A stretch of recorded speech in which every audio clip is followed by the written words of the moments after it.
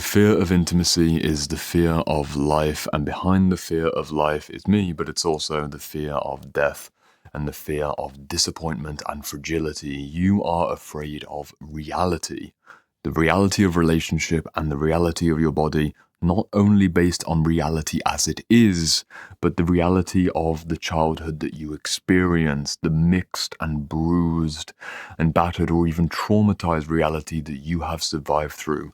To understand the fear of life is to understand the fear of intimacy, and I will try and do everything I can in this conversation with this question coming up on the screen to get towards a conclusion. Quote on the screen: "Hi Jordan, would you be interested in doing a video on the fear of intimacy resulting from trauma? It's something I've been struggling with for many years now, and everything I search for seems so superficial and meaningless." I understand the problem. There are many videos on the internet around the fear of intimacy which don't go towards the heart of the matter, and I believe the heart of the matter, as Alexander Lowen elucidated in 1980. If you recognize the name, you may have recognized this book from the channel before, The Voice of the Body, by Alexander Lowen, the founder of bioenergetic analysis, which in a nutshell is somatic therapy and psychotherapy all woven together. There is a story in your body, there is a memory in your nervous system, there is various traces of things that happened in the past that are living inside you in the present, which are coloring your perception of the future and the present. That is what we're talking about here with bioenergetics. The fear of life and the existential questions behind the fear of intimacy is where we're going to focus in this conversation. And I've got a wonderful extract from the very first page of The Fear of Life, and you've noticed me trying to cover the bottoms just there, just in case YouTube doesn't like it. Hopefully that was okay, this woman's bottom as they're both looking out there. But we're going to look to page 1 from this wonderful book in the 1980s. I'm going to make sure that it doesn't rip because it's already quite pre-loved and secondhand. An extended quote from Alexander Lowen, which came to my mind, thankfully, as I was preparing this question. I thought, what's a book that would be good for this? Initially, I thought Denial of Death by Ernest Becker, but suddenly I remembered about half an hour into planning The Fear of Life, and lo and behold, on page 1 right there, we have got the perfect quote for today's video. It's going to be a couple sentences, but you will enjoy Alexander Lowen's perspective, I am sure. Quoting from the book, Fear of Life by Alexander Lowen, published in 1980. "Neurosis is not usually defined as a fear of life, but that is what it is. The neurotic person is afraid to open his heart to love, afraid to reach out or strike out, afraid to be fully himself. We can explain these fears psychologically. Opening one's heart to love makes one vulnerable to being hurt, reaching out to being rejected, striking out to being destroyed. But there is another dimension to this problem. More life or feeling than one is accustomed to is frightening to the person because it threatens to overwhelm his ego, flood his boundaries, and undermine his identity. Final sentence. Being more alive and having more feeling is scary." That first paragraph is beautifully framed for today's conversation. As I reflected on the question in particular, this fear of intimacy resulting from trauma, I've thought back to situations when I've worked with clients or even conversations that are happening in the Shadow Work Library, my private group coaching community. We've got over 100 members in there, and this conversation in some ways is always breathing in the background. We're trying to unravel inside the Shadow Work Library what happened to us and how we can make a more conscious choice for what we choose to happen to us next, our next steps forwards in life. If we have been wounded, bruised, or traumatized in relationship, that is a spectrum from bruising to wounding to traumatizing in relationship to previous romantic partners, or maybe our parental figures, maybe a mommy wound, a daddy wound, an abandonment issue, a complex around avoidant attachment or anxious attachment. You get the idea. I'm not going to break down all the particulars of the certain types of trauma, but if you have been bruised or wounded or traumatized in an intimate context, there is blood on your skin, there are bandages which have yet to be taken off. There are two aspects that we can break down the conversation. The fear behind the fear of intimacy is the fear of life. Behind the fear of life is the fear of death. And if you're not going to go all the way towards death, somewhere on that spectrum, we have disappointment, vulnerability, and fragility. Every relationship that you will enter into is a graveyard for your fantasies and projections. You will be disappointed again and again. The childhood survival strategy of imagining the what if, the one day, the perfect relationship, the perfect partner who will not hurt you is truly a childish fantasy.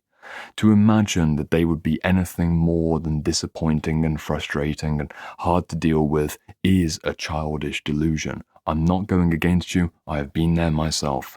When you are a survivor of something horrific, whether it was in childhood or the last relationship that you were in, it is very difficult to resist the shadow swing of psychic energy, of fantasy projection towards the better possibility, the golden possibility, the perfect, idealized, pedestalized, angelic romantic partner. It is very difficult to stop that flow because it's a natural thing that you want to do.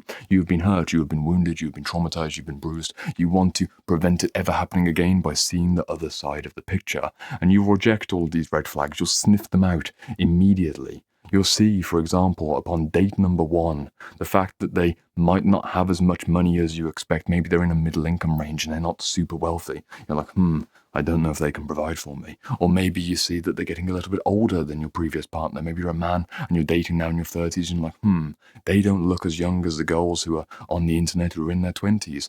Am I really that attracted to an older woman like this? Maybe I should really look for a younger woman because I want youth and I want to be able to have a sexually attractive partner for longer and blah, blah, blah, blah, blah. These superficial things, the two classic examples of has he got enough money? Is she pretty enough? Those two superficial examples create instant knee-jerk responses around the fear of intimacy, but it is not the fear of intimacy. It's the fear of reality. It is an avoidance and a refusal to play the human game and to participate in the human story. For you to be a woman who is dating a man, maybe in your late 20s, your 30s, or 40s, maybe after a divorce or a long-term relationship breakdown, and you are worried about how much money he's making, that is appropriate. But at what point are you afraid of the reality that most men are not exceptionally wealthy men?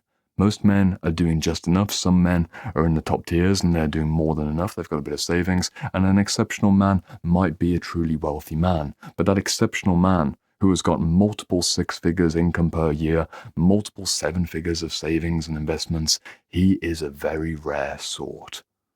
And he's not going to be that easy to find. And if you go on the internet and you look for the standards of what you deserve as a woman, how to attract Mr. Perfect, you will be fundamentally disappointed because you're not dealing with the reality of the kinds of men that will be available to you.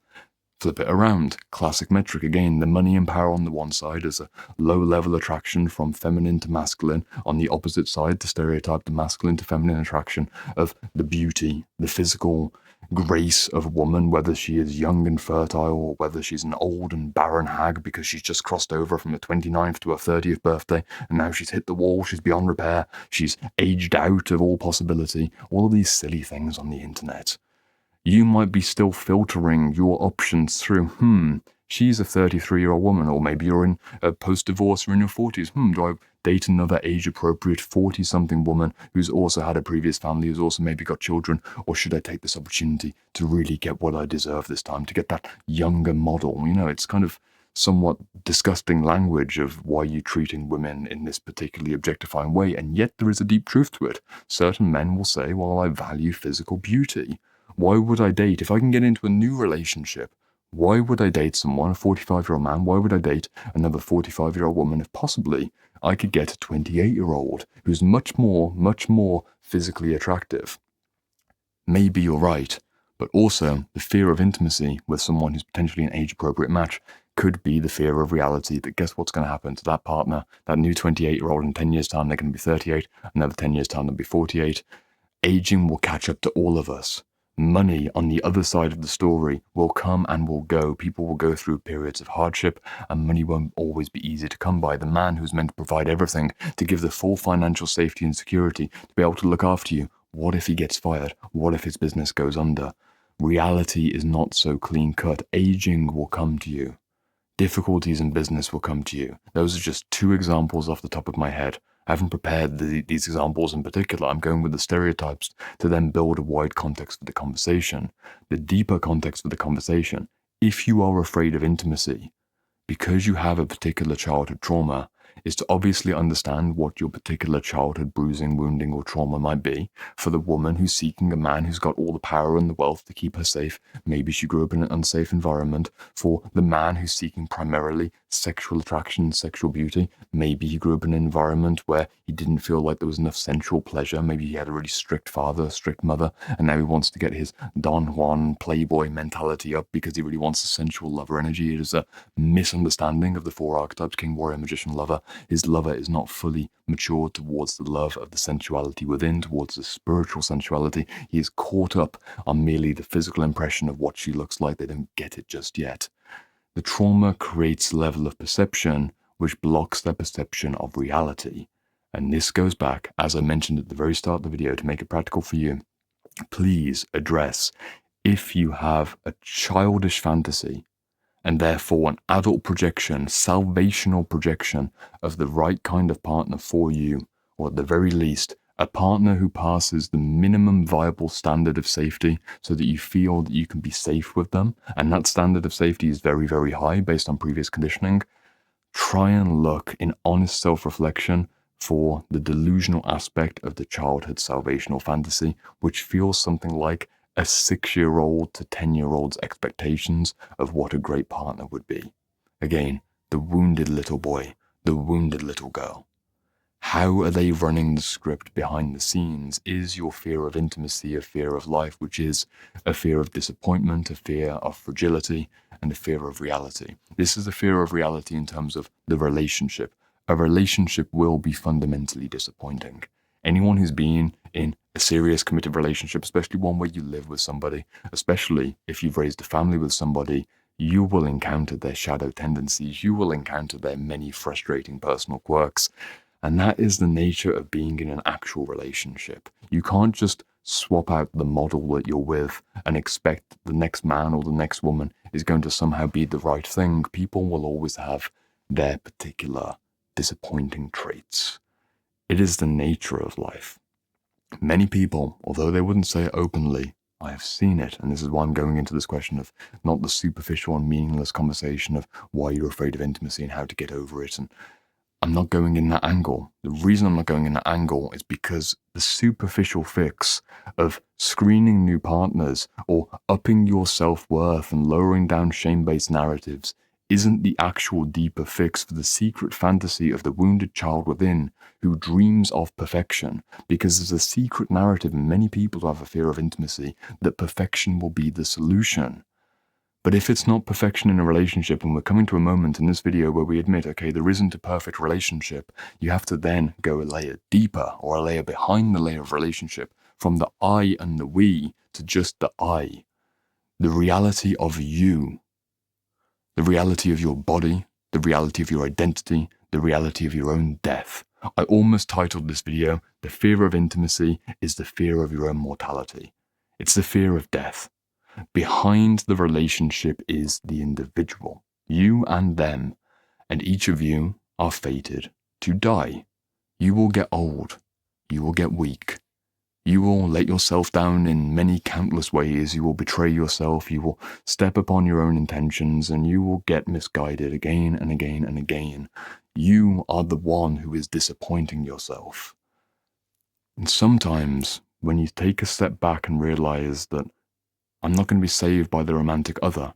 It's not the invisible partner, the anima or animus image which I'm overlaying onto a particular man or woman who's going to save me. You're then at enough of a distance to be able to admit to yourself that you're disappointed with yourself and you're actually the problem.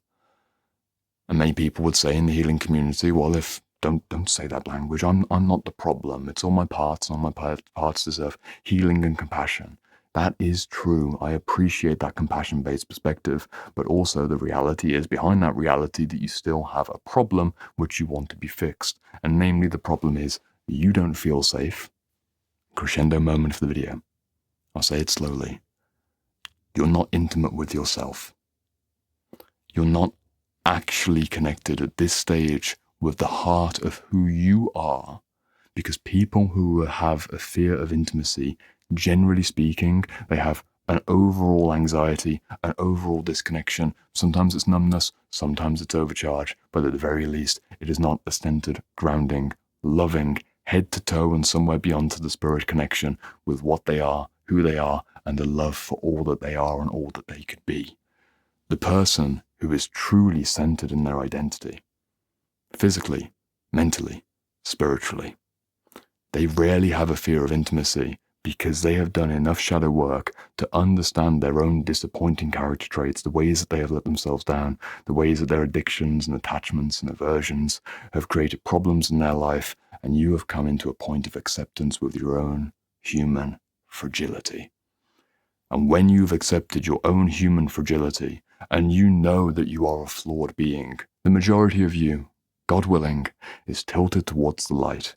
You are a self-actualizing individual. You have glimpsed your golden shadow at the top of the mountain, and you are doing your best to climb up through all the seasons and storms and various rock slides. You are trying. You are struggling. You are tilted towards the light. You're still on the path, but you recognize that you are not a perfect climber. You are not a perfect being. That is the crescendo moment.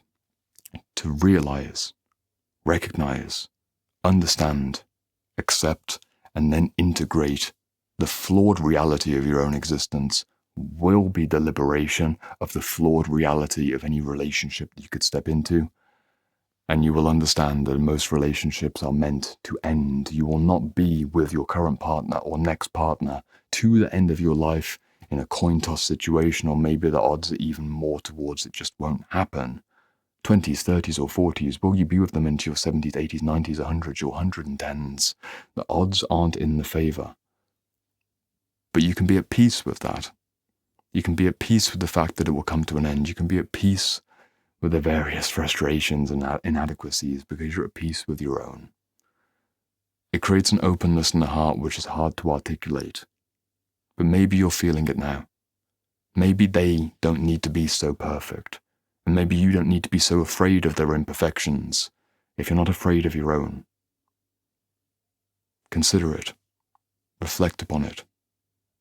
And it will provide the difference of being anxious, being skeptical, being overly detached, being avoidant at a distance, which isn't healthy and it isn't good observation. It's actually you being afraid to step into the game of life. All of these things will start to settle and reorganize if you focus on the central aspect, which is you, that gets into any relationship and your relationship with yourself when there's no possibility of romance with anyone else.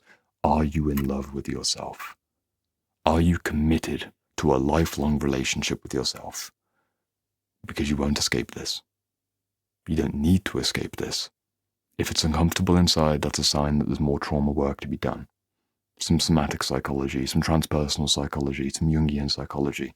Take your pick on this channel. There's many ways to find a sense of safety and belonging inside your own being. But don't avoid the responsibility, expecting, like a child, that there will be someone out there who makes it better on the inside. It is a childish delusion to imagine that you will be saved by the other. But you get to be the one who saves yourself. And I would even go as far to say that there's a deeper spiritual question about the greater existential meaning of it all and some form of higher power that the majority of people need to discover to really understand what it means to be who they actually are, behind your name, behind your flesh, but both of the two still being included in that full spectrum understanding of what you are and then what you bring to a relationship. Just reflect on it. I hope this helps. I hope that was a good reflection. Again, fundamentally, remember and understand. There's no reason for fear when you accept that you are a flawed individual, a flawed being. My words are failing. I've completed the video. You are good as you are, and the parts of you that aren't good as you are, you get to work on those, and you get to be that change, and eventually you start attracting people who are likewise approximately on the same level as you. And it gets a lot easier because you don't take things so seriously. Nobody gets out of this alive. Nobody. It's all doomed to end. It is all mortal. It's all dying. It's all fading. It's all decaying. Why hold it so tightly? I'll see you in the comment section.